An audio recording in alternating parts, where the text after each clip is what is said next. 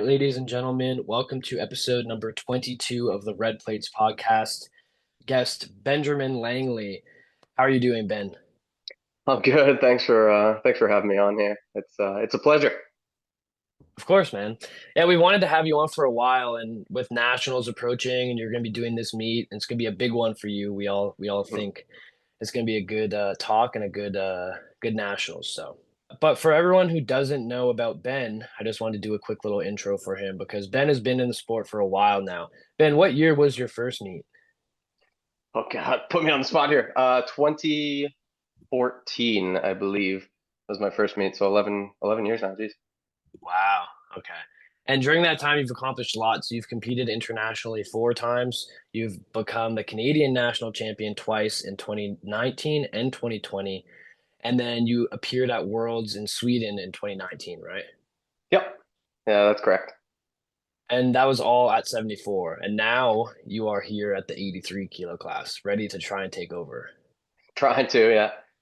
Trying to preparing. Yeah, that's the plan. So, when you were starting in 2014, how did you really find out about the sport? Because like back then it wasn't as popular, right? Oh no, back then, yeah, it was just a bunch of gym monkeys in the back corner of a gym here that were big sweaters on, lifting heavy weights with no dietary, restrictions. And I was like, yeah, yeah, that sounds pretty cool. No, so I grew up, obviously, well, maybe not obviously, but I was an athlete kind of growing up, mostly through combat sports. So wrestling was my main sport here. I did that for a long time growing up. So I got introduced into kind of weightlifting, specifically for wrestling. And then I started transitioning to kind of boxing, MMA. And then I realized I much preferred working out than I preferred getting punched in the face. So, so I joined the military when I was 19. At that time, they didn't really have any wrestling clubs or anything. So when I was going through some training, I had a buddy of mine that was a power lifter, and he was everything you could imagine about a power lifter, kind of back in the day. He was fairly fit, big baggy sweaters all the time, big strong guy. But I was pretty much the same strength as him, because I was kind of obsessed about lifting weights and pushing strength, just without the fine tuning of a powerlifting goal. I just enjoyed lifting heavy weights. So I was about the same strength as him, and he was probably 50 pounds heavier than me. So he was like, "Give it a shot, give it a shot." This powerlifting. So I went back to Winnipeg, where I was living at the time, and myself and two of my cousins decided to enter a powerlifting meet, knowing nothing about the sport. We just quickly read the rules. Uh, we showed up, and I ended up winning the competition. So Wow, that's that's kind of cool. And what you, that was the catalyst. And then I got my fix of the victory, and I've just been chasing that high ever since. yeah, yeah, that's like me too. My first meet was like my highlight. I have to Yeah. kind of get back up there. But it's cool that you started with your family. Do they still do it as well? So one of them does. Him and I are still very close. We message each other every day. He lives in Winnipeg still. He just competed as well. He was trying to qualify for nationals. Unfortunately, some injuries happened and he couldn't quite make it. But yeah, we're still very much in touch, very close, and we're still training. Even though I'm in Trenton, Ontario, he's in Winnipeg, we'll still send each other our lifts every day and pretty much call each other out all the time. So yeah, That's it's like good. most male group chats. There's a lot of maybe not so appropriate things said on there, but it's fun. Yeah, some good shit talking, but it's good to Yeah, be kept honest, by a friend or family. yeah, exactly.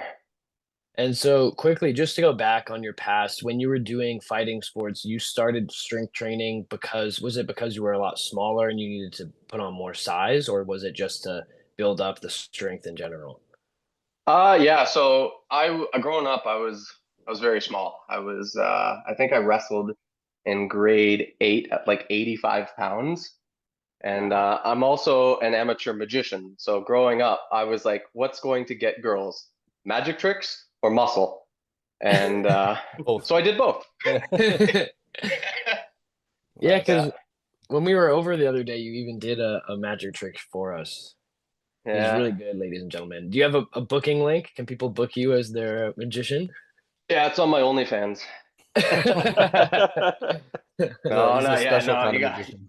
yeah, I'm a special kind of magician. Yeah. Make your, yeah, make your sanity disappear.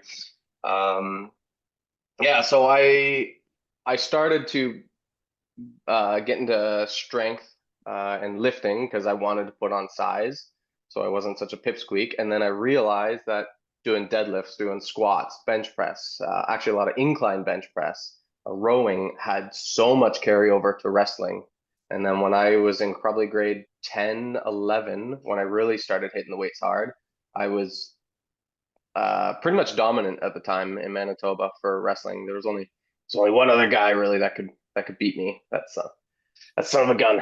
I think he still wrestles. But anyway, um, I was I was amazed at what the strength could do for sports like that, and I just kept going. And then like I said, as I transitioned to more fighting sports, I realized I wasn't a big fan of getting hit in the face. So, and I'd much prefer just lifting, and here I am. Okay, so when did you fully transition, like stop training, and did you ever compete in like MMA or like Muay Thai or anything like that, or is it just wrestling? I was training for boxing and MMA. I never had any official fights, but I did a lot of wrestling tournaments. I did a few jiu-jitsu tournaments, and then Mm. yeah. So I was. So don't mess with me, bro. I'm a tough guy. Because a lot of people at your current gym, Infinite, do martial arts, but I didn't know that you had like a background in it. So you're just watching everyone, you're like, don't make me get back in there, Oh man, it's been man. tough. There's been literally times like I have a bad squat day, and I'm like, maybe I'll just go over there.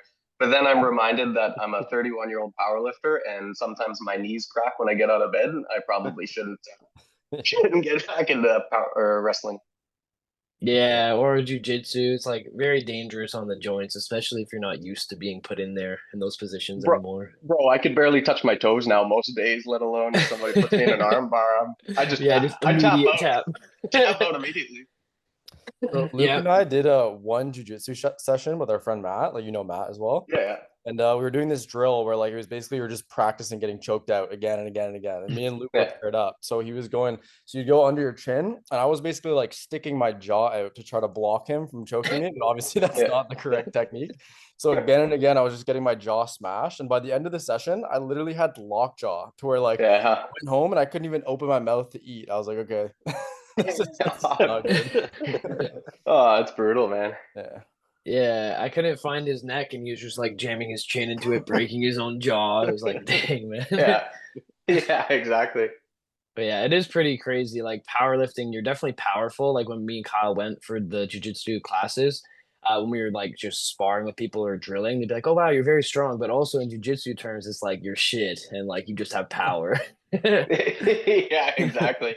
I think Yeah, that's exactly. exactly what Pete said to me at Infinite when I arm wrestled him. Yeah, yeah, you're strong. He's You're like, wow, strong. you're He's just so like, strong, pins you. Yeah. But it's funny, like you go against guys that are in your weight class, but say they're taller and more slender, and like they're just, lack of a better term, just frail. You could just push them over, no problem. But then Mhm. you get on the ground, and I'm in a pretzel, and I'm begging for my life. Yeah. Yeah, that was like yeah. the one guy at this jujitsu practice. He was a big guy though too. Like I think he was probably like 230, like I don't like 6', 6'2", something like that. And like he was just the entire time he was like trying to compliment me. He's like, "Yeah, man, you're so strong. Like you should do this." Like as he's folding me into a pretzel. And the whole time, like I could tell he was using this technique where he was just kind of like smothering me, like he was just putting his body weight on me the whole time. So like after that one sparring bout, I was just toast because like he's like squishing your rib Mhm. cage, right? So you can't Oh breathe. man. I'm like, Doesn't it just piss you off too when you're trying your hardest, your absolute hardest, you're getting folded and he'll stop and just like, oh, you're doing really good. Try to put your arm here and just kind of like coach you in the middle of it. And you're like, oh my God. yeah. He was Yeah. like, it was brutal too because it was like slow, like movements, like, and he would just creep his Yeah. way up, and I'm like, get the fuck off me. But it was Yeah. like, and I was obviously trying pretty hard, and like I'm used to like trying to be explosive with lifting, right? So I try to like buck him off me, whatever. But then he'd just be slowly inching his way back up, suffocating me. Yeah. Brutal. Yeah, they're too good, man. I also always tell people like when I'm gonna go roll with them, like, hey, like you're probably better than me. Don't hurt me, please. It's Yeah. not. I'm not. Yeah, like Well, please. because that's the thing too, is a lot of those guys will see someone that's like muscular and they're immediately like, okay, like I gotta show this guy what's up. And they'll Yeah, try to exactly. they'll try to kill you. And obviously for us, it's like we're not trying to get hurt. We're just going to try to have fun and learn some stuff. Yeah. Yeah. Yeah. I wanted to ask so when you finished wrestling and stuff like that, what weight class were you in for wrestling? Because you started really light in grade 8, but like by the time you were done, how I fit. Yeah, I finished in grade 12, and then I did another year after that at I think 139 pounds. I was lean. I okay. was lean at the time. Trying to think kilos, what is that? That'd be like Well, at 60, That's like 139 60. pounds, I'd 60. hope you'd be Yeah, lean. that's like 63 kilos or something like that. Okay. And then when you first started powerlifting, like when you did your first competition, that was at 74. Were you below 74 or like right around there? Oh man, I've had to cut from day one. So I from day one, not as aggressively. Like I used to walk around at about 165, 166. So like 75 kilos, 76 kilos, and then the cut was pretty easy from there. And then as it went on and on and on, and my lack of self-control with the diet went on and on and on, the cutting got harder and harder and harder, but we still managed to make it work. Yeah, I remember 2020. That was like actually it was my second nationals, but the one in Winnipeg right before the world shut down. I was like looking because I think I was still junior, so I'm in there and then doing my lifting, like about to lift, and then you guys are weighing in, you and Connor Lutz. And I look and you guys are coming out of like the weigh-in room, absolutely peeled to the bone. Like you guys both have like really good like you're both shorter, very full, but Yeah. so lean. Like the triceps, like without even flexing, were just completely diced. And I was like, these guys are like pushing the limits. Like it was I wish I crazy. had a body scan done like around there. I'd be curious what my body fat percentage was at that time, but I bet you it was under 10% at that time. But like I remember I was lean. That's when I just spit out a kilo that morning as well. Oh Wow. God. Yeah. No surprise though. Like if you guys had seen, like it's still like that picture was just in my mind. Once I seen, I was like, these guys are diced, and the shoulders Yeah. too. But yeah, I don't know how you did it, and you still performed well. Like Yeah. right, like that means Yeah, that was my you won. best competition by far at that time. Yeah. That was I That's where was you one became. Oh, go ahead. I was the first other than Connor, I think I was the first person with a 700 plus kilo total at 74. Connor Hmm. obviously did it first with 722 and a half, I think was what he hit in like 2018, 2019. And then I obviously beat him that with a 712 and a half kilo total, which was huge for me at the time. Hmm. And you became the best lifter that year, right? Yeah, in Canada, 2020. Yeah. Amazing, man. It was cool because Winnipeg's my hometown as well, so it meant a lot for me to be able to do that in 2020. Yeah. Did you have a lot of friends and family come out from there? All my boys, all my Oh, boys that's came out and awesome, watched. man. Yeah, they're chirping me from the audience too. I could hear them as I was coming up to like bench, and they're like, "You bitch." It was I pretty think I funny. might have seen that was my first national. So I think I was trying to when I got there, I was watching some of it. And yeah, I do remember you and Connor Lutz looking like absolutely jacked. And then I also remember Lon Ray coming out for like the Hail Mary deadlift. Remember he just Oh like man, put our in like hearts stopped, man. It was yeah. crazy. Like he broke the floor with that too, and all like myself, Connor, were just there, and just all of our hearts just dropped. Yeah. Yeah, that's cool. And Lonry he hit would it do it. finally. He got his Hail Mary.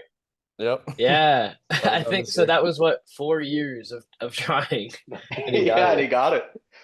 Yeah, Yeah, my heart that's still cool. dropped on that one, but I was way more excited that he got that one than if he were to beat me. Yeah, this one didn't really affect you that much. You're like, No. good job, man. Congrats. Yeah, exactly. So from 2020, let's just pick up there because you won 2019 and then 2020 nationals, and then COVID happens. And so from there, what goes on with you? Because you didn't compete until 2022. And from that time being like the super dice 74, like top of the world essentially, then 2022, you skipped 83 and then you weighed in as a light 93. So what went on Yeah. during that like I time made I frame? made Trevor look small at that point. Yeah, So for anybody who doesn't know, my job, I'm in the Air Force in the Canadian military. I've been in for going on my 13th year now, so completed 12 years.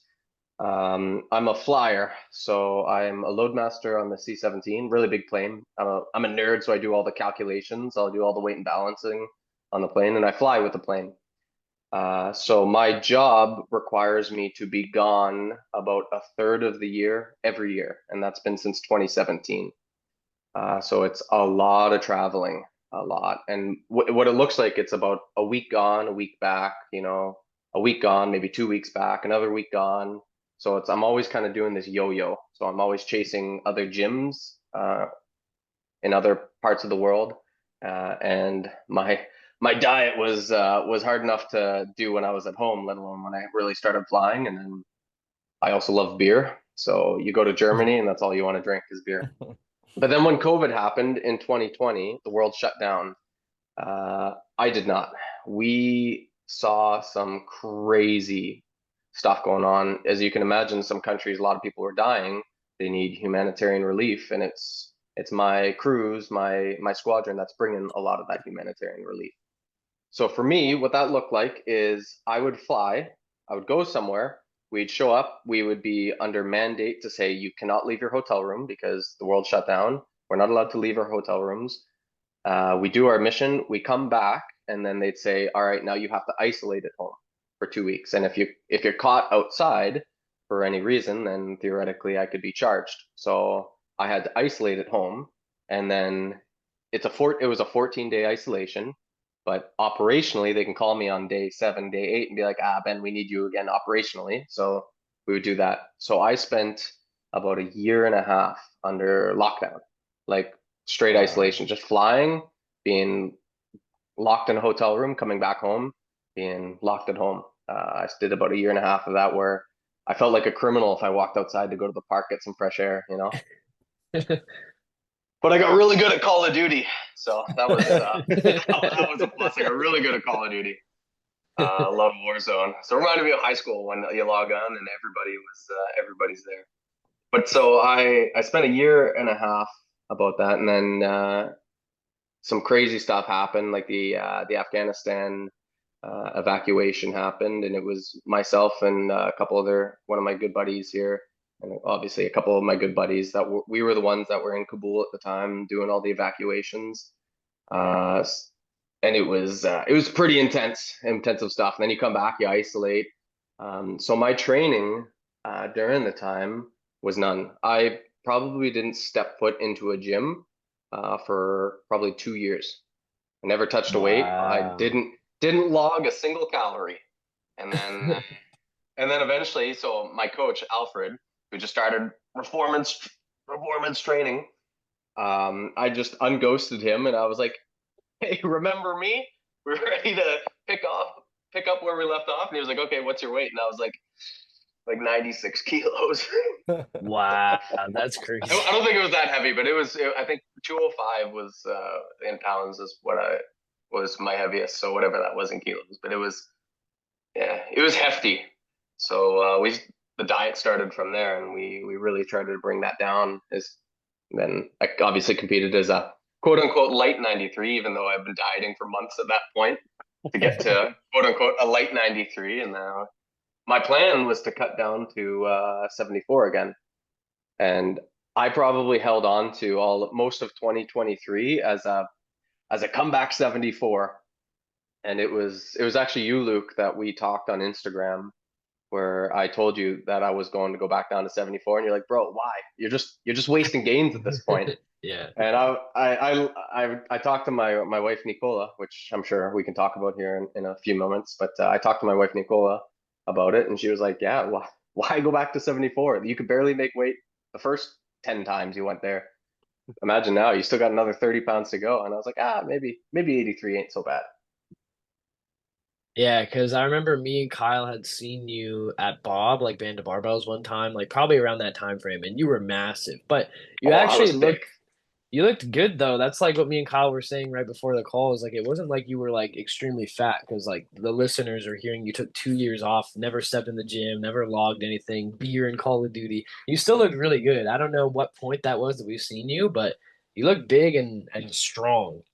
Yeah, so by the time I went to Band of Barbells, I'm sure Nicola could tell you guys how miserable she probably was living with me because it was just I go to the gym, when your body used to do something and it can't do that anymore, like it was just frustration, body dysmorphia, just all sorts of crazy stuff. So I had to really learn to kind of accept my body, which sounds kind of it's true. I had to really learn to kind of accept where I was at and that I wasn't going to be this, 12% body fat, 74 lifter anymore. But try to reframe my mind to say, let's just be comfortable in my own body and just get strong where I'm at. And then it took probably a few months before I was brave enough to go to Band of Barbells when I felt like I could, lift respectively again. Yeah. And that's, yeah. But it's crazy. Like muscle memory is a real thing, right? Like, because when I first went into the gym, like I got some photos somewhere, but I look fluffy. I look I look fluffy. Nicola says I still carried some muscle on my arms, but I had a good dad bod going for sure. Damn. Yeah, okay, because we didn't see you like right away then. We seen like after like trying to accept and try and force progress back. Yeah, it was probably about 2 or 3 months of consistent training and some dieting before I was at Band of Barbells. But still, I was at that time I was probably about 89 kilos, Mhm. 88, 89 kilos. Like I was still larger, but I was yeah, During that on time my frame, on did my you way. guys have the the garage gym already, or no? That was after that you guys moved. We did. So theoretically, I could have continued training, but I was just I don't know. I was just I don't want to say I was burnt out. But I just didn't want to. I just didn't want to lift. I was my brain was like, this is what I left off at. Like I've completely fallen off. That it just was so demotivating. Go in the garage and then put on like 120 kilos for a squat and just almost get flattened by it. So I was like, this is just Yeah.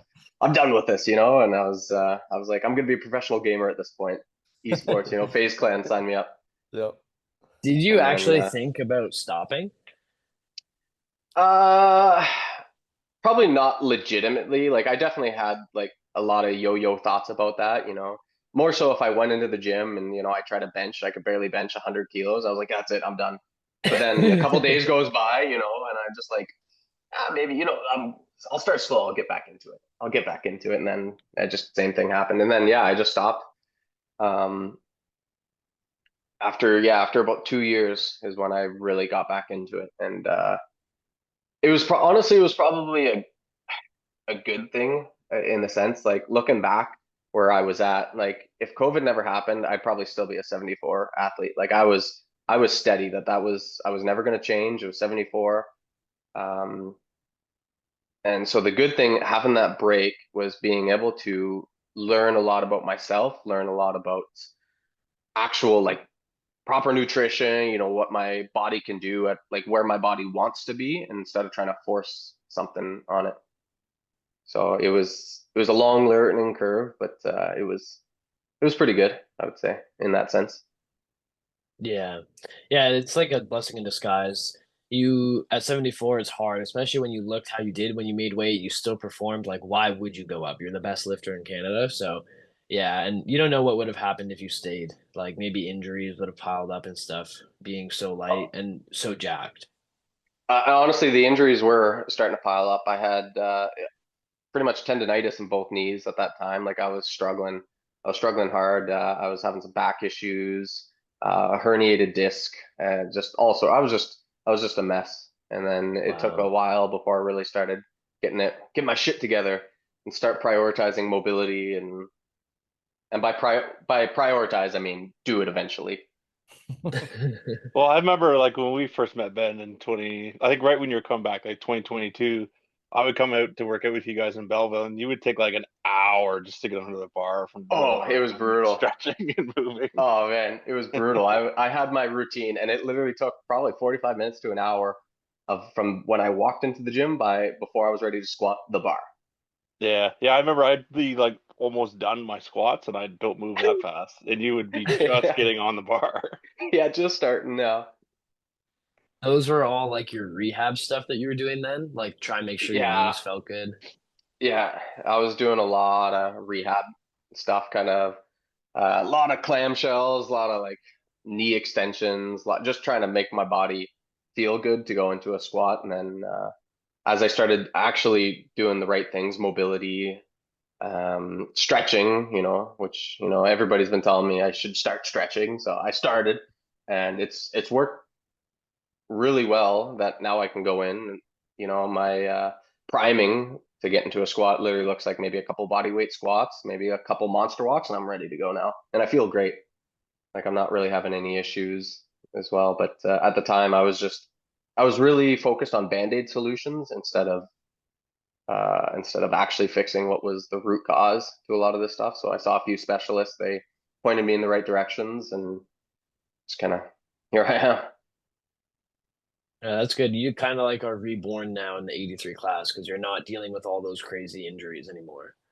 No, knock on wood. Knock on Yeah, wood. knock on wood. Nothing too crazy anyway. I think every power lifter has some sort of nagging something going on, but Yeah. nothing that's really stopping me. I'm feeling really good right now. So And so after that 2022 provincials, that was the one that you did at 93, like a light yeah, 93, right? so yeah, so I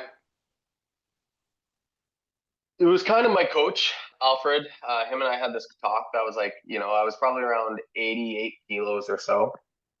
And I was like, okay, let's go into 83. And he was like, all right, let's pump the brakes.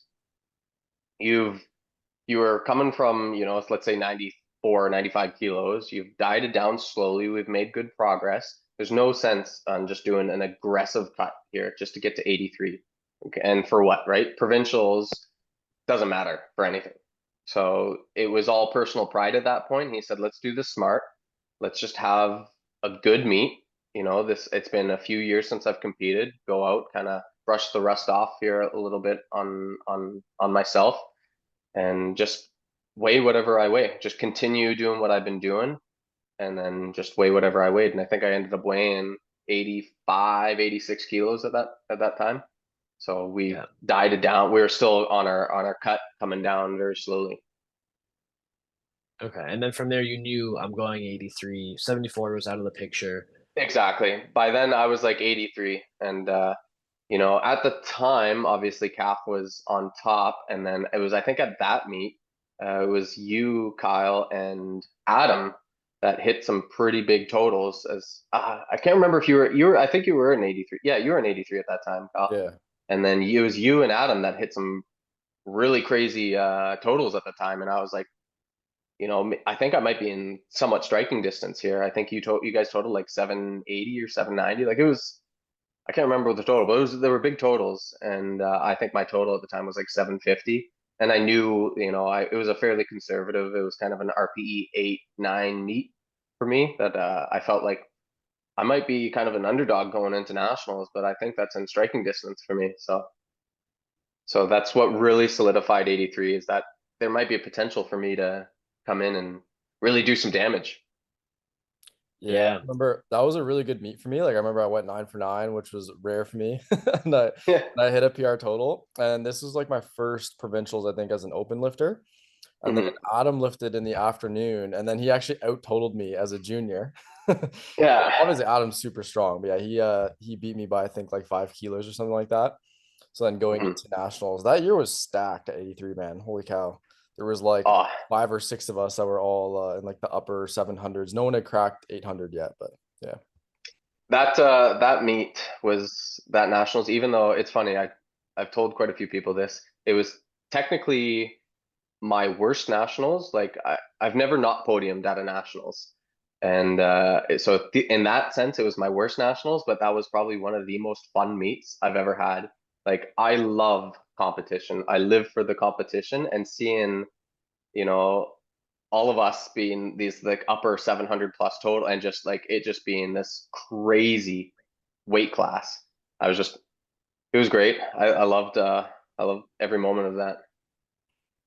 Yeah, it wasn't so great for me, but Oh, yeah. it was a really cool day. It was cool to kind of be in that class and like how stacked it was.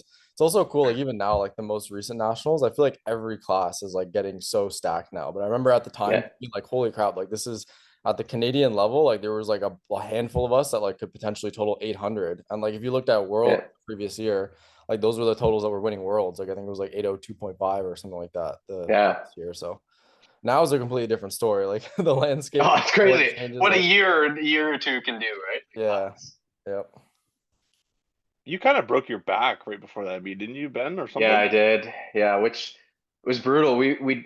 I honestly have no idea what happened. Like I had no indication. Sometimes when you get injured, it's like, a couple weeks you're pushing through it, you can feel it, and then it just something gives. But that one was totally random.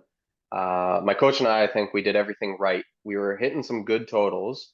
Uh, the issue was I was deployed for about a month and a half or so for my entire prep. So my prep for that meet looked like training once to twice a week. That was it. That's all I could do. Just because I was deployed, so I was flying all over the place, stationed out of the UK at the time. So I came back, I want to say a week out of nationals, and then it was my last squat day that my back just gave out on me. And no idea what happened, why, but I could barely walk the next day. And I remember I gave it a few days and I tried laying onto a bench to bench press and I could not arch. Like I could not get myself to arch. It was too painful. And I was like, oh God. How But many What was weeks a out week was out, you that? said? that What was was it? 1 week out. Oh my gosh. Oh no. Yeah. Yeah, I That remember was 1 week running. out. I remember running into you and Nicola. I think it was the morning you competed. I was talking to you guys, and because I met you at like 95 kilos, and then Yeah. seeing you actually at weight, and you were kind of like, "Oh, I broke my back." I was like, "Oh, this might Oh not go no. well." Yeah. Yeah, it But was go ahead. you still, I think you PR'd your total still, though, did you Yeah. not? Yeah. Yeah. Yeah, so it was still a good meet. I think I could have obviously, I could have done better had I not broken my back a week Yeah. out. I didn't actually break it. I don't actually know what happened. Probably the pinched nerve or something went out. Mm. Uh, we, my my coach and I just kind of like brainstormed quickly, just did every kind of rehab, anything I could do. So I was doing hours of rehab like every day, just to get to a point where I could lift. And then luckily a couple days out, the pain just kind of went away. So I was able to hit stuff pretty good. But that's also why my meet kind of looking back kind of looks RPE 8, 9. Like it wasn't we lowered all of my attempts here just in case. Like we squat I was the most concerned about because kind of having that low bar kind of hinging at the hips a little bit. That's where it would hurt the most. So we lowered that down a little bit and then we kind of lowered down the rest just to make sure I didn't hurt myself again. But it was still a great total for me. Like I was obviously I wanted more, but I can't complain about that. I went 9 for 9, huge PR total for me. In the Were you prep for able that to? one, You oh, go ahead, Luke. oh yeah, my bad, bro. In the prep for that one, did you end up doing some big stuff? Like, was it looking like you could have put up like the total that maybe you thought would win? Like, what was that like?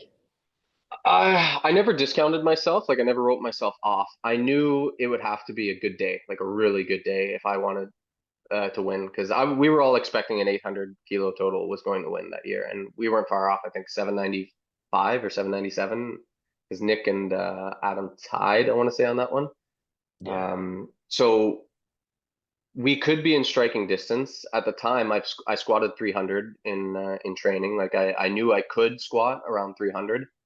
My bench was pretty good. I was benching around the 400 mark, and then my deadlift has been the thing that's just plagued me for years. So it was just if the deadlift showed up that day, then there could be a good chance. And we were kind of playing around with the numbers, and an 800 total would need to be, the vernal equinox, the stars really need to align, but it Yeah. it could have been possible, but obviously, it wasn't. Uh, Okay. What were you gonna say, Kyle? I was gonna say, were you able to like train, like do anything from the initial tweak? Like, you tweaked your back, you said on a squat it was, and then you couldn't like yeah, walk the day after. You couldn't couldn't train do at all anything. before the meet. So you're just like, okay, we'll see what happens. No, I had yeah, it was just that one time I tried to bench. I couldn't even lay down on the bench, and I was like, no. So I didn't do anything, not a single Wow. thing, just other than like little band workouts and stuff, just to get blood going, try to stay mobile. A lot of Epsom salt baths, a lot of other stuff. But yeah, no, I didn't train at all. So like on the day, did you guys, I guess, just put your openers in super light and then kind of like adjust from there depending on how you felt? And yeah. Yeah, we lowered my openers a bit.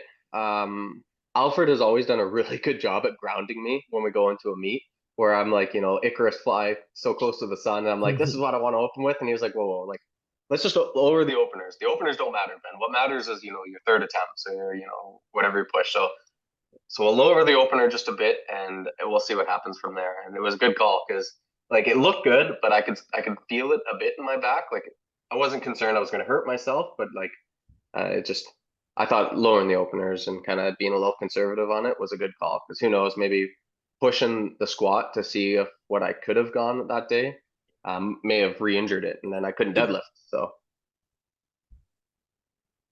Yeah, yeah, it's a risky one. Like you could have like hurt yourself on the squat if you went too big, right? exactly. Yeah. Well, you still put together a really good total, and you said you placed fifth. So it is what it is. But at least you came out of that feeling fine, though, right? Like you didn't. Were you? Did you have to take a big step back, or were you okay after the meet? So I think I got sixth. I technically tied Kyle, but he beat Okay. me in body weight, so that's okay. Kyle beat me. You know what's funny is they've done that to me twice where like I've tied someone and then Yeah, I beat them on body weight, but I don't know if it's like alphabetical order. They just they yeah, they put you yeah, on. yeah. I'm Yeah. not sure. But so after the meet, I did take a little bit of a step back. I wanted to kind of get healthy again. So I took a bit of a step back, and that turned into taking a big step back. Too much time off, and that led me into, I want to say it was April timeframe, April or May. I started training again. So from February to about May, I didn't completely not train, but I was just I ghosted my coach. I just kind of did my own thing Oh here. no. And then May happens, and I shoot him a message. I was like, yeah, so the Western Canadian Championship here, let's do it. It's in 8 weeks or whatever it was, and I have not trained really since nationals. So please Bro, help. poor Alfred, man. This he Oh probably man, has like trust issues he from has his messaged me family. so many times just throughout. Just I have no idea how he has not fired me as an athlete, but he's bless that guy's heart, Yeah. a godsend angel. He So he did what he could, and he was like, all right. He told me, it's like, all right, I just want to be clear, we're gonna do this, but I want you to have zero expectations of what you can do because we have nobody knows what you can do in 8 weeks here. So we trained. I was having some knee issues because when you take all that time off and you just rush right back into it, your body kind of goes, what the hell are you doing to me?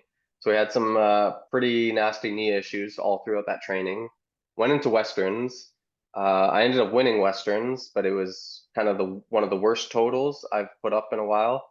It was like, for me, it was at the time, it was like one of the worst, GL points I could have got. And it was just like, I hated this, but I beat Connor again, so we got that going for me. So Connor, if you're listening, I'm sorry, but I'm not sorry. Yeah. So we ended up winning that one, and then I took a little bit more time off until my wedding, which was in October, and then from there, uh, I Nicole and I talked to each other, and we decided what happens if I stop flying. So we talked about it, and we agreed that I've been doing this now for 7, 8 years, flying consistently. So what happens if I stop flying? So I went to my boss, pretty much right after that, and I pretty much said, I want a break. So now I'm in a new position where I'm not flying near as much. I can pick my own flights. Kind of a ground instructor. So what that looks like is I'm gone maybe a week uh, over a 3 or 4 month period. So it's much more manageable, and I can actually train. I can be consistent. So, and since then, I haven't really missed a day, which is nice. Since pretty much November of 2023, I haven't really missed a single training day. Damn. And that's good. I mean, I think a lot of people don't really, I mean, maybe they do, but a lot of people at that high level don't really take that much time off. But now that you are back and you're consistent, it's definitely been helping your training a lot, right? Like you missed Nationals 2024 because of political reasons, pretty much. Yeah. We touched on it in the past. Um, but then you did a meet how many weeks after? Like 4, 6, whatever? Yeah, Couldn't I remember. wanted to find a meet that was as close to nationals as possible, just to see for my own self where I would have stacked up had I have gone, had I have competed. So it luckily it ended up actually being back in Winnipeg. So I had my cousin that we talked about earlier. He came Yeah, and you got handled the home me. crowd. Got the home crowd advantage. I felt it was funny. I was tossing around the idea, like I feel kind of bad. I'm sure you guys would all have the same feeling. Like we're all fairly high level lifters to go into like this A local competition meet. that's like designed for like you never lifted before. Come out, try the sport here, and I just go in and just You scared yeah, I totally everyone. yeah. So it was pretty funny. I didn't do it just to chase the accolades from that, but I did it because I wanted to see how I would have stacked up at national. So I went full out at this meet. I think some people call that smurfing when it comes to gaming. But I had my own reasons. So I thought had I gone to nationals, I may have been able to win it again. You can see a pattern here. I'm a very competitive person, so I thought maybe I could have won it had I have gone. So I'm glad I chose that. I had a great meet. Like I don't think I really could have done better on that day. And obviously it wouldn't have won nationals, and I was very happy I still managed to put up that total and see kind of where I stacked up. So it also gave great data for myself and Alfred to see what worked for that peak, what didn't work, what we can change. Things like my bench, for whatever reason, just started declining on me. We don't know if maybe it was a bit of overtraining, maybe some shoulder stuff, but not really sure. So we've been experimenting, and it's finally coming back to life, it seems. So it was great just data collecting at that point. Yeah, Yeah. And that was a 25 kilo meat PR too, right? So yeah, that was that very was good it was a day. big one. Yeah, Yeah. I yeah, it thought was your a bench at that meet was perfect. You got every fucking gram you could out of yeah, on my second. it. It's Yeah. true. Yeah, yeah, What yeah. I what did. were what were you projecting there? Because you opened at 177, right? And then 180 just about took your life. So I've hit 190 a few times in training. At Hmm. like they weren't easy. Don't get me wrong. They were pretty grindy. They were, in my opinion, fairly to comp standard when I did them in training. So we were thinking that 190 should be kind of around there, maybe high 180s. 190 would be kind of the best case scenario. Hmm. So we went in with the idea, my plan, my 3A, I think was 190. My 3B would have been 185 or 187. I can't remember which one it was. So we hit my last warm up felt great. My last warm up was like 160, and we were opening with like 177 or so. My last warm up, I was like, my bench feels back. Like I'm back. I was having struggles with it for the last like 5 weeks, but it's back. The peak worked. And then my opener almost killed me. And I was like, oh God. So we went up 2.5 kilos, and we all saw, how easy that rep was. And then, and then I scratched my third. I was like, I'm not even gonna attempt it. I At think least you you guys made still the right call for the second and weren't like, oh, I just misgrooved it. Let's go up 5 or Oh man, no, I Yeah. knew it was. If you watch the video, you can see me as I get all like pretty much all the way up. When I get past the sticking point, I start laughing like to myself. I start laughing out loud. I'm like, Jesus, this is crazy. Like I was like, this is why did I do this to myself? But I started laughing, and the only reason I really got it was I was like internally just like I'm not going to be a guy who fails on a second bench press here, especially at like this high level lifter at this very local meet. Everybody's looking at me like, oh, this guy knows what he's doing. And if I would have failed my second bench press, I would have been like, oh man, I would have been laughing stock. Yeah, that's funny. I know after the big squat, everyone was definitely watching you too. Yeah, that That's was good. what you were saying is like a lot of like some of my newer lifters, for example, that are doing their first meet, a lot of them are competitive. They're like, oh, I want to win. Like what do I need to total like to win this local meet? I'm like, you have no idea, right? Like it could be, Yeah. like it totally depends who shows up. You could have Yeah. coming and blowing up a huge total, or you could have like no one, right? Yeah, exactly. That's true. Or even there is people like I know Walter just did a local meet, like he did that band of barbells meet and is trying to pull like one of the heaviest deadlifts of all time in the CPU, right? Yeah. So Yeah. No, it is like looking at it from an outside, like it's cool, like especially a lot of newer lifters kind of see some of these people that, you'd normally only ever see at like a nationals or, at worlds or whatever. So seeing like a high level lifter is cool to see. But when it was me at the time, I was like, yeah, it's kind of embarrassing that I'm just, what's up, guys? Don't mind me. I'm gonna take that $25 gift card. That's gonna be yeah. To be honest, it is fun though. Like if you're always doing these like high level, high pressure meets, like I'm sure doing like a local meet was a good time as well, you know? Honestly, it was. I had a lot of internal pressure on myself because obviously I wanted to see what I could have done at nationals, but it was super chill. It was so chill. It was a good time, and it reminds you when you watch like other people doing their first competition how happy they are to get their PR, or even the classic where somebody just completely skips all the commands because they're like, "What? There's commands? It's like you didn't even read the rules." But Yeah. just watching that like spark in people again, it was really fun to be a part of. Yep. And your deadlift showed up on the day too, right? Like your For, first, was this your first 300 in a meet, right? yeah, yeah. Finally showed up after, years and years of chasing this thing. Yeah, I always have been a sumo puller. And then I started become a terrible sumo puller. So I had this little tiny frog stance where I had this dip grip, like it was just brutal.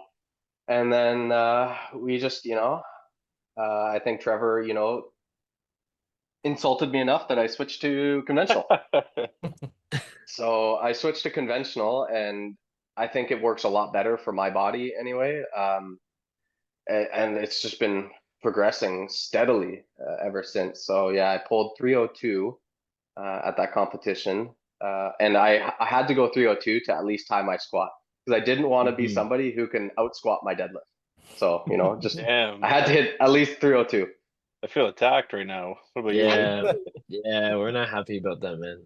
Well, what if we just, Trevor, what if we just out pull our squats? Yeah. Simple fix. I'm close. You're like 30 keys off, though, aren't you? Well, I technically did that last meet too. I squatted more than I successfully deadlifted. Fuck, we all Yeah. did it. Son of a It's bitch. terrible. So was this your first meet in conventional? Like Yeah. last meet was sumo? Well, Okay. other than my I guess my very first two meets. So when I Mm. started powerlifting, I was conventional. I didn't start sumo, and I'm pretty sure it was a Josh Hancock video I watched way back when he was talking about sumo deadlift, and I was like, oh, let's give this a try. And that lasted me for years and years and years until I realized, maybe it's not so good for me. Yeah. Yeah, because when That you went up the sumo, like you kept getting stuck on your legs and stuff, didn't you? Like it wasn't really a Ah, it was strength issue; it was like a positioning more. No. it was just brutal. It just looked ugly. It looks ugly. You know when you have a friend or something that has a baby and it looks ugly and you have to just lie and be like, that's a good looking kid you got there. That's pretty much what my dad was. Everybody was like, oh, you're looking pretty strong, man, but you could hear them internally being like, Jesus Christ, that's brutal. I think conventional makes sense though, like especially as far as 83 goes, the way you're built, like you're so big and Yeah, muscular that conventionally you can just fucking bend over and pick it up. It's pretty yeah. simple. And honestly, it's nice not having to think about like sumo cues because sumo is so technical, right? Where conventional, it's just pick it up, Yep. just grab it and pick it up. Yep. You just need to be not fatigued a whole shitload and just pick the bar up. Yeah. Pretty simple. Yep. So, and now we'll go into your prep for the 2025 Nationals because you're finally back at Nationals. Since 2023, you had to skip the 2024. And I think this meet, you're looking really good. You're looking really strong. Are you looking to make a statement, like come for that national record total? Yeah, as per tradition, I think I can take that total. So We'll see if you third can. time's the charm, third time's the charm. Yeah. But yeah, we're knock on wood, we're looking to not just not just get it, but to blast through it. So that's kind of the plan. Obviously, if I'm on your podcast 10 weeks from now and I only totaled 770 or something, maybe I'll take that back. But I fully intend to absolutely blast through that.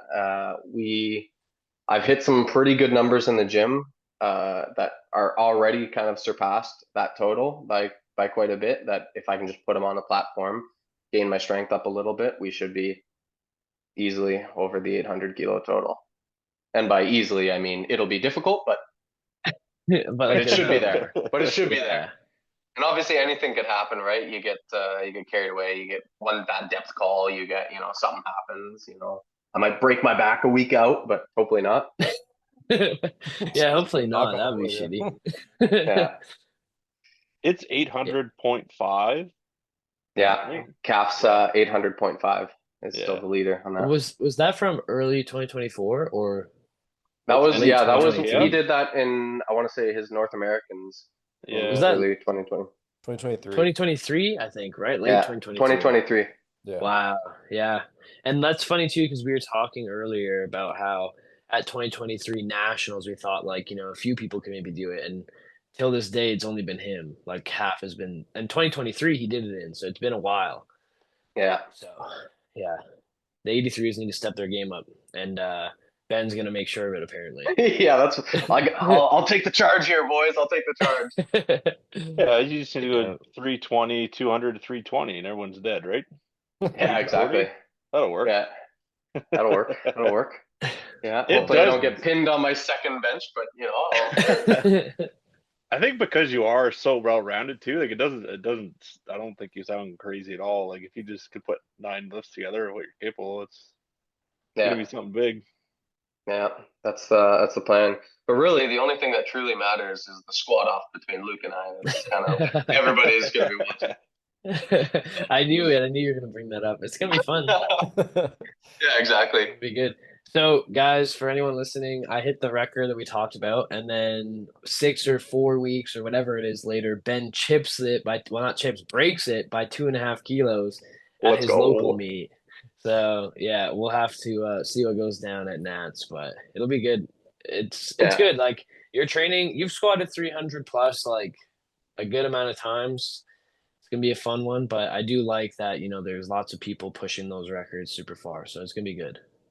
Yeah, and competition breeds competition. That's I think that's kind of where I'm at today because I've always looked towards somebody who is better than me and just dedicated to beat them and just just slowly kind of going up that way, right? Climbing that ladder. And so, people only get better when there's competition, like you look back in the day when, like, for instance, Taylor Atwood or when I started, Josh Hancock was way above everybody else. And they were very strong people, don't get me wrong. They still, like, Taylor Atwood is still obviously one of the greatest in the world, but like most of their totals didn't really greatly improve until somebody started catching up to them, and then kind of a fire goes under their ass or they get kind of leapfrogged by somebody else, and then you just kind of do that all the way until you're untouchable. Now look at like Austin Perkins, who's crazy as a 74.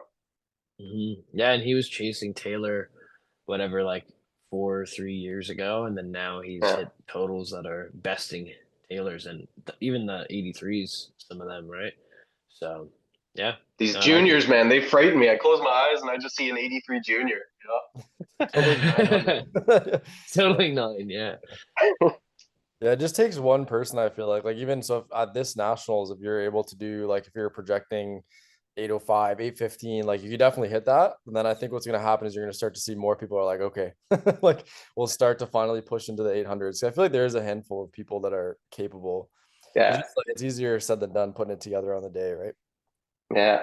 Oh yeah. And honestly, and that's what I want, right? Like I would love for, we get to that point where in order to win nationals in next year, somebody needs total like 840 or something. That would be awesome. That'd be great. Yeah. I would love that. So, yeah.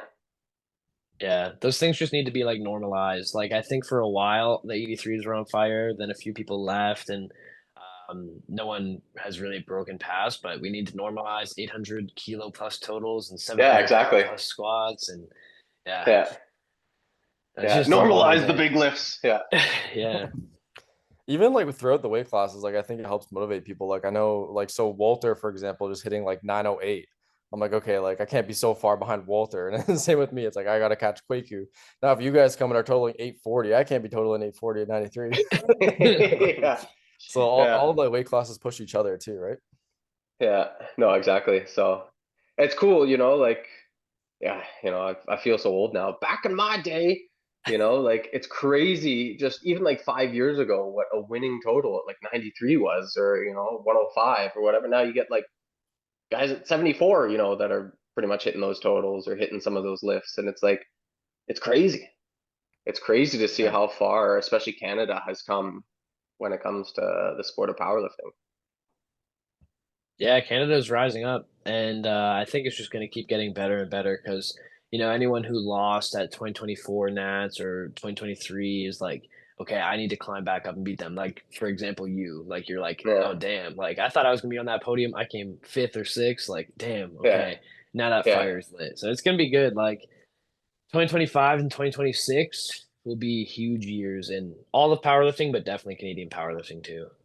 Yeah. It's going to be Yeah. nice. No, I agree. I agree big time. And I think Yeah. it's a great time to watch the show for Mhm. all the weight classes. You Yeah. Yeah, I think And 2026 Nats is going to be nuts just because of how this yeah. year is laid, because there's not a lot going on, right? Because most Yeah. people aren't doing nationals, and then there's not really, like, other than like provincials for us in Ontario, like it's kind of it. That's it. Yeah. So a lot of people are getting a long off season. Get ready for Yeah. 26. Yeah. And like, yeah, internationally speaking too, there's not any crazy competitions for that if you haven't already qualified for, right? Like you can't just register for Sheffield right now. Like that's not really a thing. Yeah. So that'd be There's cool, but the you can't do there's it. the NAPF or the Pan American one, I think. So like if you win this nationals, then you'll get the spot for any other international competitions. But I think it's really just NAPF is the Yeah. option. Do you know would you Yeah. do that if you get the spot? I would very much consider it. I would very much consider it. So we'll see kind of what things are looking like at that time, but I would definitely consider it. Yeah, that's where I'm Where at is too. But it? I'm also like, it might be really nice to take that time Jamaica, I to just believe. train. I Yeah, think they honestly. moved it out of Jamaica to Cayman Islands again or something. Oh, is it? Nice. Mm, I That'd think be cool. so. I don't know about you guys. I fucking hate prepping in the summer. It's horrible. Yeah. And we've done it Yeah. 2 years in a row. So even if I won, I don't think I'd even consider it. I want that Only year in off. only in powerlifting do you ever get somebody who's like doesn't like cut down for the summer, that beach body. It's the opposite for us, we're Yeah. we peak for the winters normally, when I'm under a parka, that's when I got my six pack. But when I'm in my pool in the summertime, big I'm boy. yeah, I can float by myself. I can float by myself. That's too Yeah, good. when is NAPF? I can't. It's I think it's August. August. Okay. Yeah. It's just like the last 2 years for us, Kyle, has been meets in September, and then your prep is June, July, and August. It sucks. Yeah. Are I they don't know. I don't doing? mind prepping Camping that and much. Like I want to be training anyways, and like all that prepping is doing is keeping me like a little bit. Drinking less on the weekends, That's yeah. Yeah. keeps you a little more locked in. Yeah, well, then we can go train in Belleville and black out at Ben's pool after all that good Yeah, stuff. absolutely. That's true. Yeah, yeah, absolutely. So Ben, which way, if you were to change weight classes after 83, would you go? Would you go up or would you go down? Or is it never again at 74? Well, I don't ever want to say I'm gonna stay at 83 forever because that probably, I don't know, probably up, but like I'm not a very tall person, so if I can build muscle and not a lot of body fat, maybe I'll go up. Uh, who knows? Maybe it probably wouldn't be wise, but who knows? Maybe try cutting down again, just for fun, just see, as I get more consistent. I think I would lose some muscle going down, but or just or just gain naturally and end up competing as a light 93 for a bit. And if I want to stay as a high level, do these high level competitions, then I don't know. We'll see. If not, I'll just see where my body's at and keep going on these local competitions and take all the gift cards I can. Every gift card. Yeah. But That's too funny. skip 93, go 105 and squat like 800. Yeah, He exactly. probably I'll have a would. squat. Go all in. Put it Just go all on all He in. black. would. Go right to 240, cut to 105. Yeah, shout out to Domino's if you're looking for a sponsored athlete. I can, yeah, I I wanted will to ask accept. you, what's your like your metabolism like over the years? Like, so when you were like 2020 era, like getting shredded, cutting for nationals, what were you having to like cut down to calorie wise and stuff to get there? Uh, so at that time I was a little more healthy, but I was still during my cut, I was probably around 1900 calories or so. My maintenance was probably around 2200 calories, if Okay. maybe slightly less than that, maybe 2100 calories. So my cut would look about 1900, and then if I were to do it more aggressively, we it cut down probably 1700 calories, which sucked. Yeah. And then I was doing a lot of cardio at the time too to really shed off body fat and stuff, which wasn't the most ideal thing, but we had to lose the weight somehow. And then now my maintenance is probably around the 2500 mark, 25, 20, yeah, about 2500. So my cuts now is around the 2200 mark, which is nice. Yeah, that's a lot better. Gives you some more wiggle room. Do you know Yeah. when you just like eat to your heart's content, do you have an idea of like how much you'd put back, like calorie wise? You But don't. I could eat probably 5,000 calories, no problem. But Okay. I mean, it would never be whole foods. Like I couldn't eat just like, yeah, 40 potatoes, let's go. It Yeah. would just be, I could just slam burgers for days, man. Burgers, pizza, you know. Yep. Versus The, your the regular 2,500 calories, and then about yeah. 12 beers gets you to 5,000. Yeah, exactly. Well, I don't know if you guys have seen from our house, but the running joke is we have this quote unquote cereal bowl for me, and it's just this giant bowl. Because after I think it was after 2020 nationals or something, Nicola has this photo of me eating honeycomb from a bowl the size of Jack's, my dog. Yeah. Like it was literally a whole jumbo sized box of honeycomb. All of it was just inside this bowl, and Oh I was my eating. I God. probably drank like 2 liters of milk to finish this thing. Oh Oh my God. God. I think I have that picture somewhere, actually, now that you I say think that. I've seen Yeah, it. Yeah. yeah. That's too good, man. Right. So we have like a few more questions, and I Sure. think we should touch on it a little bit more, but you have a very demanding life with outside of the gym for like work stuff. And we also know that like, you probably know tons of people like this, but people get overwhelmed and they find it hard to balance everything. If you could give some tips to like maybe past you or to someone listening, what would you say? Oh man, one step at a time. If you start to really take it all in, it can be very overwhelming. So if you have a very crazy job, high impact job, big stress that way, just one step at a time. Try to plan one step at a time, really. If I could go back and give myself advice, it sounds cliche, but look internally, find what makes you kind of happy, what makes you kind of listen to your body, where your body is the happiest at, and try not to force it. Like, I don't want to say it's a regret, but I wish I could have gone up to 83 3 years sooner, even though I wouldn't have won 2020 nationals potentially. But I wish I would have just committed to that because who knows where I'd be right now if I would have actually listened to my body and gone up. So I've been helping out some other people in our gym for who are kind of getting into powerlifting. And one thing I'm telling them is just, especially when you're novice, ignore the weight classes.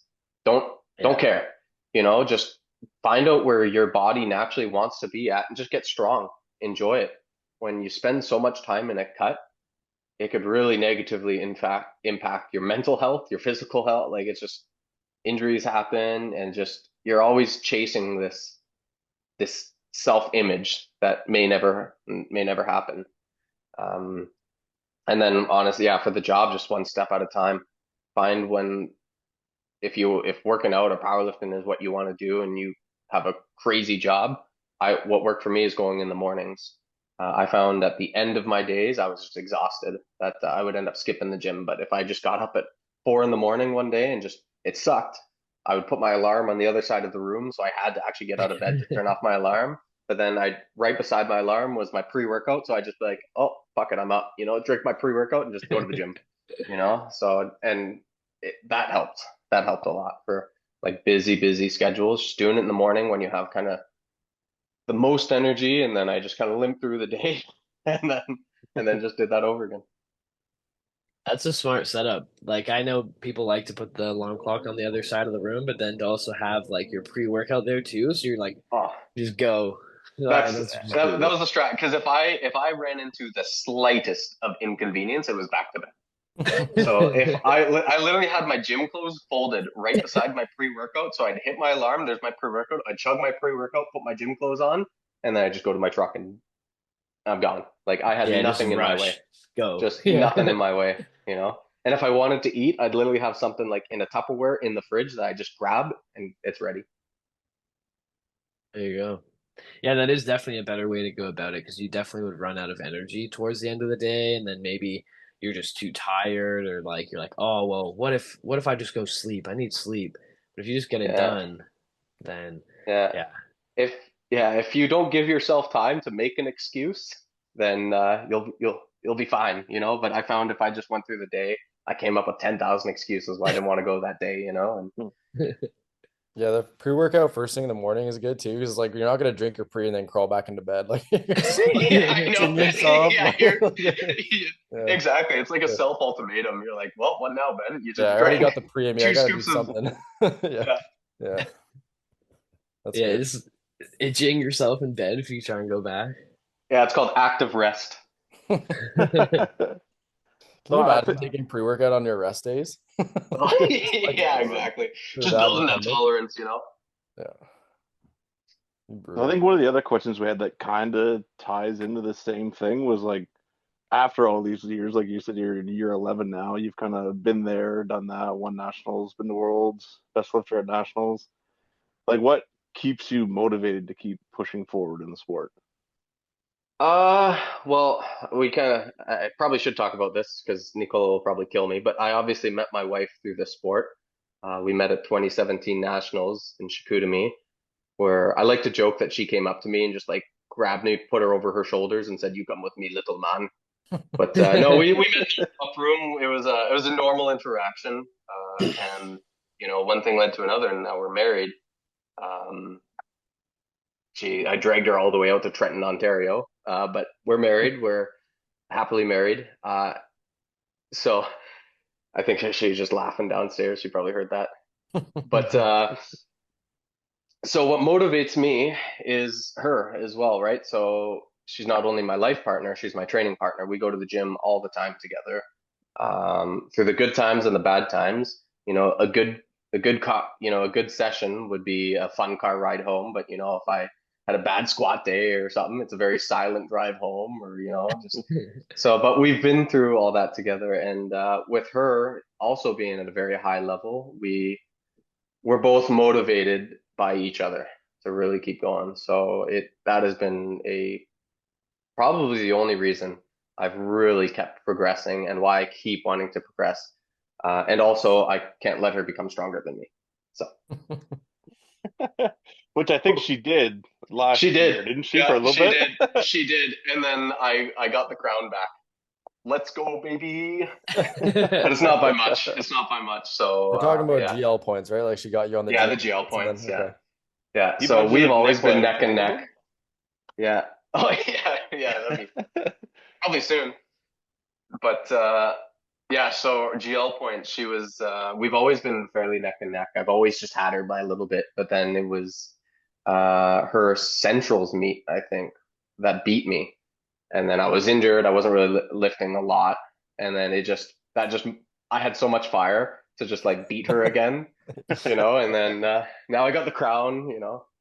I think she sent I was pretty funny because what the day she beat me or so, we came back and I think we made dinner. I was like doing the dishes. I think she sent both Trevor and Dale a photo of me doing the dishes and was like, he now knows his place. Yep. Yeah, it was pretty funny. Nice. Yeah, she was wearing the pants there for a while. I mean, she still does. She's always has, I I think she's yeah. listening, but Yeah, exactly. No, she's been my rock for this whole thing. So yeah, and now I wouldn't even I wouldn't even trust myself to do anything. Just she's, yeah, she's the one that she is my brain. Yeah, and She this is is the my bro. I Yeah. hear you on that one. What's the joke? I always tell her, it's like I can't even cheat on you. I would need you to schedule it for me. Yep, exactly. Yeah. Jeez. This is the first meet in a while that you guys are doing together too, I think, right? Yeah, yeah. So 2020, we both won nationals, which was huge for us. Like we've never done that at the same time. And then obviously we were supposed to go to Worlds that 2020, and then the world shut down. So we've been kind of chasing that again, so we can both be on that podium, which would be great, which would be awesome. Yeah, you're kind of like we had Kayla on. I think Kayla and Oliver are the Hmm. strongest like on kilos for a couple in Canada, but I think you and Nicola are by far like the best lifter couple on points, We which were is pretty talking about cool. that. Like I wish there was a like. I guess you can just go open powerlift and just don't do all of this research. But I'd be curious about like Nicole and I think we might be top. Like if you combine our GL points together for like a couple, we're for certainly we're up there. In Canada, I think for sure you're number one. Probably Yeah, even in the world, you'd be up there. that's kind of what we're thinking. Yeah, I don't really know in my mind who would be the number one competitors, to be honest. I think it would probably be you guys. Maybe there's like Hmm. some random couple we're unaware of though. Yeah, could be. Yeah, I'm not sure. Yeah, I'm just When trying you to were think of like another husband and wife that go to both compete at Worlds. I can't think of anybody. Not no. Raw, anyways, but I was just trying to No, think. and 'Cause I even know like a lot of Agatha, high level of these people, like their spouses, generally they'll lift, but they'll they're not like that competitive, or if they do, they're I don't know how to say this politically. They're not that good. They're not that good. that's what I was gonna say. I know like Agatha, for example, Agatha Shitko. Like I know her Yeah, boyfriend also lifts, but like I don't know how seriously he lifts. But she probably carries them pretty good. And yeah, yeah, exactly, right? then, Like, I don't know who would beat you guys. I don't. Yeah, I can't think of anyone. It's pretty good. just put it in Pretty your competitive. bio until someone tells you different. yeah, exactly. That's Just yeah, just fucking run with it. yeah, exactly. And if they come, just deny. Yep. Block them. Yeah. Yeah, block them. Like a good flat earther. So, Ben, when you were coming up in the sport in 2014, did you have anyone that like you looked up to, like as a Yeah, lifter? so at the time, it was Josh Hancock. We talked about him a few times. It's crazy to say this, but for those of you that don't know who this guy was, he was between like him and like Kelly Branson at the time. They were the face of like male powerlifting really at this time. Like they were huge names. Josh Hancock won worlds. He was stronger than Taylor Atwood at the time, which is crazy to think. So I looked at him and he outtotaled me by 100 plus kilos. Like it wasn't close, but I looked Wow. at him and told myself like eventually I'm gonna beat him. Um, and then he fell off kind of the face of the earth of powerlifting.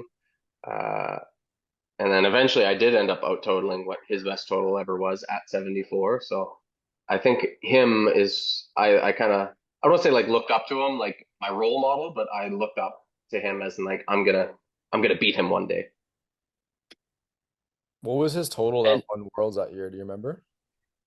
I want to say it was like 690 or 685 or something crazy. 681, Oh my 681. It gosh. was juniors, 681? Yeah, okay, but yeah. yeah. Yeah, like it's like you wouldn't even podium now with that Yeah, at nationals. 2014. So that was when you first began. Like it was year Yeah. one for you, and then he was winning worlds. So you're like, I need to be like that guy. Yeah. Yeah, Did exactly. you did you guys have head to heads? Yeah, so we competed one time together. That was my first nationals in 2015 in St. John's. I ended up taking third place. Oh, cool. I was beaten by Josh Hancock, obviously, who won, and then Justin Smith, who's still big into the sport. He's more into officiating and stuff now. I think he's just getting back into competing, honestly. Yeah. If I've been following his Instagram correctly. But those two were the big 74 guys. Obviously, Josh Hancock was the really big one, and Justin Smith was pretty close to Josh at the time, like within maybe 30 or 40 kilos, which to somebody at like Josh Hancock at the time who was untouchable, that was but within a 40 kilo gap, you might as well have been the same. It was like, yeah. So I ended up taking third place, and that was the only time I went kind of head to head with him, and I got to see him. Super nice guy, great guy. It was I have a lot of nice things. Like we talked for a little bit at the banquet and stuff. He was a really nice guy. And then unfortunately, the world stopped during COVID or whatever his reasons were, and then he's uh he's done with the sport now. Yeah, he stopped in 2019. He did Easterns, and that was his last one. But he's Yeah, still pretty young because he was 25 then. yeah. So yeah, he's still pretty young. Like I guess, and you don't really know what actually he just stopped lifting. That's all we know. Yeah, I don't have any insight. Like, I wasn't very I wasn't close with him or anything. So, I Mm. just kind of got the same Instagram stuff that everybody else did, and he just kind of disappeared. I did message him quite a while ago, back when Newfoundland Nationals was 2022. Yeah. I messaged him because he was training. I think Avi Silverberg was coaching him again. And I messaged him. I was like, "So you're planning to do St. John's Nationals?" And he was like, "Yep, absolutely." And but obviously he didn't. Oh wow. So what you're Hmm. supposed to say, Ben, because you won that year, is he saw you coming and he said, "I'm fucking out of here. I'm Yeah, done." I see you later. Sayonara. Yeah, yeah, exactly. But I would have absolutely loved that, to be able to actually feel like I could go head to head with him. I had no idea what his total would have been at that time. Like, he probably took a long time off of lifting, so I'm not sure if he would even be able to PR his total or anything. But I thought it'd be cool to go head to head with him. But then I got fat and I didn't compete either. So here I am, like, oh, he didn't compete, but I also did not compete. I was a big boy. So we also have this segment that we've done a few times, and it's called "Fuck, Marry, Kill" for the squat, bench, and deadlift. What would Oh be God. your choice? Well, obviously I'm going to marry the squad. Yeah. That's the love of my life, obviously there. Um, you know, between a bit, that's a good one. I think I will kill the bench because nobody really cares about bench, but I'm gonna hate fuck the deadlift. Like, it's not gonna be nice. I'm not gonna caress it. I'm not gonna whisper sweet things. It's gonna be a hate fuck. This thing's gonna have trauma. Oh my God. That's hilarious. So I wouldn't have guessed that. I thought you would have. I thought you would have fucked the bench and killed the deadlift. no, no, Good. no. The bench fucked me last time I tried That's The that's bench fought back. it. Yeah, exactly. that's awesome. I feel like everyone marries a squat. Seems like most people. Squats. Yeah, uh, I love squats. Squats my Eric. jam. I love squats. Eric killed it, I think. Oh yeah, true. Eric, Really? oh yeah. Yeah. I'm surprised he didn't hate fuck the squad, actually. yeah. Yeah. Yeah. Cool. Is there anything else that you want to speak about, Ben? Well, I think you guys are doing a great job. I've listened to quite a few of your podcasts. I didn't listen to the last one because I was too scared that if you did really good, I didn't want to have to follow it. So I haven't listened to that yet. So, but you guys are doing a fantastic job, really bringing in, a lot of high level athletes, talking, putting Canada on the map here with this kind of stuff. I think it's incredible. Um, I don't know if you take suggestions or anything, but I think it'd be really cool if, you looked at interviewing some others, maybe even if you get tracked down like Josh Hancock or like Abby Silverberg or some other, like, even people that aren't lifters now or high level lifters now, or even like some coaches, like get Jason Tremblay from TSG or my coach Alfred from Reformance, get some, I don't know, science based stuff going on. That'd be pretty cool too, but just kind of food for thought. No, that's good. We are planning on getting like coaches on, just like various Yeah, coaches throughout Canada, and yeah, well, I don't think we have like actual names out yet, but we do want to do that and have even yeah, like maybe like the Team Canada coach like come on before Worlds and whatnot. So we definitely want to get into that more and have some informational podcasts as well. And that would be cool too. Like we were talking about also like Jason Byrne, like who's he's not on Instagram. He doesn't have anything like that, but he's like been competing since like what was it, 2003 or something crazy. yeah. So Yeah, something yeah, like just that. having like those people that are like OGs in Canada, but no one knows him. So when a meet was like in your garage here with two people, like that'd be yeah. Yeah. It just smelled like Tiger Balm, like that'd be yeah. We need like a tour bus. We can tour around and find these people. Yeah. Yeah, that would be cool though, like Josh and others. So yeah, but thank you for the suggestions and thank you for listening because I've seen you guys have posted like stories of you guys listening in the car rides and whatnot. Yeah. Yeah, it's great time. It's great time. I love listening to to the inner monologues of some of these other lifters here that you guys force them to speak it. So it's great. Yeah, we need Surprisingly, to no get one's some told us more. to go away yet. Yeah. Yeah, no one has been like, "Oh, I'm not answering that." None of the Oh interviews yeah, no. have been awkward. Everything's been really good. So I guess we have to get more pushy, guys. That's what we need to do. Yeah. Has anybody asked you guys who you'd fuck, marry, kill between the bench squat deadlift? I think we might have did it with Lucas, did we? Ah, darn.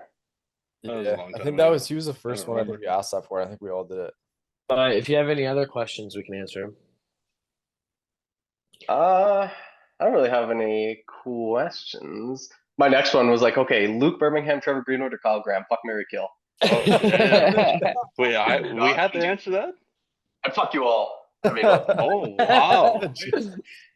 I think we joked about asking one of our guests that, but like that'd be a crazy way. Oh yeah. Yeah, like, yeah. We should open the podcast with that. Fuck, marry, kill us three. We just stare at them. Exactly. Depending what they say, they continue on the podcast. We were joking about before this one too. We're like, we're gonna ask him like a super sentimental question, like about his job and how hard it's been and getting back to lifting, and then we'll say, okay, so fuck, marry, kill. Yeah, that'd be funny. Yeah. Yeah, just all extremes, one side than the other. Yeah. Ben, before you go, let's get like a really good clickbait. So, what are you gonna do to the 83 current total that is out there? I think it's 800.5. Are you gonna beat that, or you think like it's a little out of reach? What do you think? I'm gonna fuck, marry, kill that total. Just do it on your openers. Yeah, exactly. Oh, No, shit. I'm gonna. The plan is to bust through that 800 kilo total and make it really put it in my rearview mirror Okay, there you go. with the rest of the 83s. Get fucked. Oh! There we go. Love you all. Love you all. That's my plan. All right, man. Well, thank you for that. Hopefully it goes well. We're not like update. Ben broke his back. Yeah, yeah. Ben totaled 700 kilos at nationals. The 765 total might get him. Yeah, That's the- yeah, Yeah, that's 765 curse. yeah, exactly. All right, man. Well, thank you for coming on the podcast. I'll end the recording now. We can just chat quick. Sweet. Peace, guys.